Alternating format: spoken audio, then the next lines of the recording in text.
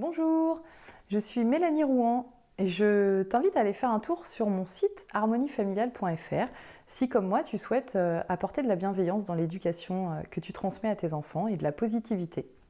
Tu découvriras des articles que j'écris assez régulièrement qui te donneront des outils, des conseils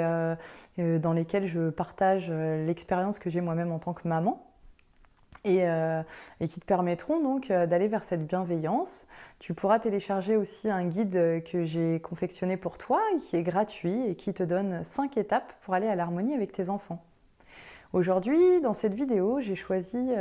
d'aborder un thème précis qui est la bagarre entre les enfants. Si tu en as plusieurs, donc tu es totalement concerné. Et je te propose en fait différentes possibilités de réaction pour les jours où tu te sens fatigué, où tu te sens en manque de patience et où tu n'arrives pas à justement utiliser ces outils d'éducation positive bienveillante parce que tu es toi-même sous l'emprise d'émotions que tu as peut-être du mal à gérer ce jour-là ou parce que tu as des préoccupations ou parce que tu es fatigué tout simplement. Parce que voilà, on n'est pas tous les jours dans la même forme et il peut arriver que même en ayant toute la bonne volonté du monde, et ben, certaines fois, tu te sens moins bien que d'autres et que tu n'aies pas cette patience pour gérer les situations du quotidien avec beaucoup de constructivité. Alors pour éviter de tomber dans une relation d'autoritarisme ou dans une relation de pouvoir avec tes enfants, eh ben, je te propose différentes solutions parce que parfois on n'a pas forcément d'idée et du coup, eh ben, le risque effectivement dans ces cas-là, c'est de tomber dans une réaction excessive et d'en faire pâtir nos enfants. Alors si tu es confronté du coup aux bagarres de tes enfants et que bon, bah, c'est quelque chose qui est difficile en fait à supporter pour les parents, et que tu n'arrives pas à accompagner à ce moment-là tes enfants pour leur apprendre en fait tout simplement hein, à gérer leurs désaccords, à gérer leurs conflits, ce que je te propose, ce sont les choses suivantes. Donc premièrement, tu as la possibilité de changer de pièce. Parce que rien que le fait de t'éloigner de cette source de conflits et de cris, tu te rendras compte que finalement ça fait un bien fou. Donc tu peux changer de pièce 5 minutes, aller t'aérer et puis voilà, revenir après avoir fait une pause entre guillemets et revenir donc et éviter en fait à la tension, à la colère de monter en toi et de se nourrir et de prendre possession de toi, quoi.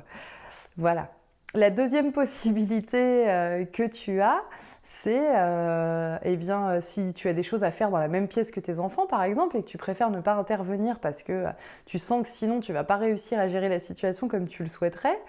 je te propose par exemple de mettre tes écouteurs sur tes oreilles avec une musique que tu adores et d'écouter ta musique tout simplement parce que en fait ça va apporter ton attention sur autre chose, ça va faire diversion en quelque sorte et ça va vraiment t'apaiser, ça va éviter de te mettre en colère et peut-être que finalement à la fin de ta chanson préférée ou de tes 2 ou 3 chansons préférées, bah, tu te sentiras beaucoup plus énergique et beaucoup plus à même de gérer cette situation de façon posée que de façon conflictuelle. La troisième solution que je te propose, ça peut être aussi de suggérer à tes enfants, si tu en as la possibilité, si tu as une maison notamment, d'aller se dépenser un petit peu dehors dans le jardin parce que parfois les enfants ont un trop plein d'énergie ou un trop plein de tension qu'ils ont besoin d'évacuer et si tu as un jardin, c'est pas mal de leur proposer d'aller dehors parce que parfois ils n'y pensent pas forcément spontanément et le fait d'aller dehors, et ben, déjà toi ça va te permettre de retrouver un petit peu plus de calme dans la maison et eux ça va leur permettre de se dépenser et puis finalement ils rentreront et le climat sera beaucoup plus apaisé. La quatrième solution que je te propose, ça peut être bien sûr en fonction de l'âge de tes enfants, hein, si cela est possible. J'essaye de trouver différentes solutions à te proposer pour que tu puisses en trouver au moins une qui te convienne et que tu puisses mettre en application chez toi concrètement. Ça pourrait être d'aller prendre un bon bain aussi. Donc si tes enfants sont suffisamment grands pour rester seuls un petit temps, voilà, tu vas dans la salle de bain et puis tu mets un petit mot sur la porte ou un petit dessin et puis tu te prends un bain 5 minutes. Voilà, même si c'est juste 10 minutes, un quart d'heure, tu sais, en fait, L'idée, c'est que si tu restes en fait dans un climat de tension ou un climat qui t'agace à un moment donné où déjà tu es fatigué ou toi-même tu es très préoccupé, ça va faire qu'empirer les choses. Donc parfois, il vaut mieux tout arrêter, même si tu as des choses à faire, etc. Prendre 5 minutes, 10 minutes, un quart d'heure, aller te poser dans un bon bain chaud,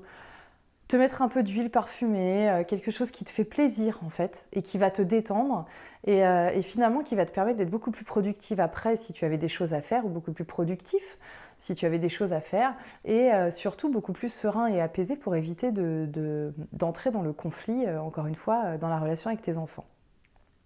Et la cinquième solution que je peux te proposer par rapport à ce problème, si tu ne te sens pas en capacité de gérer de façon constructive, encore une fois, cette situation, eh ben, ça peut être tout simplement de prendre ton téléphone et puis d'appeler un ami, une amie, quelqu'un, un parent, pourquoi pas, un frère, une sœur, quelqu'un avec qui tu puisses parler. Alors, soit de la situation, soit de tout à fait autre chose. En fait, ça, c'est vraiment assez personnel. Mais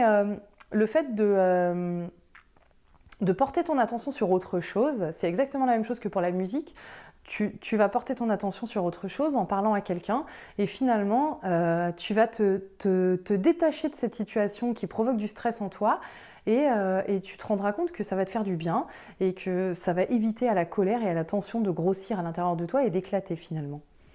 Donc voilà les 5 solutions que je te propose. J'espère que tu trouveras parmi elles la solution qui te convient le mieux, qui te plaît surtout, et puis que ça t'aidera surtout dans ton quotidien à savoir un petit peu comment réagir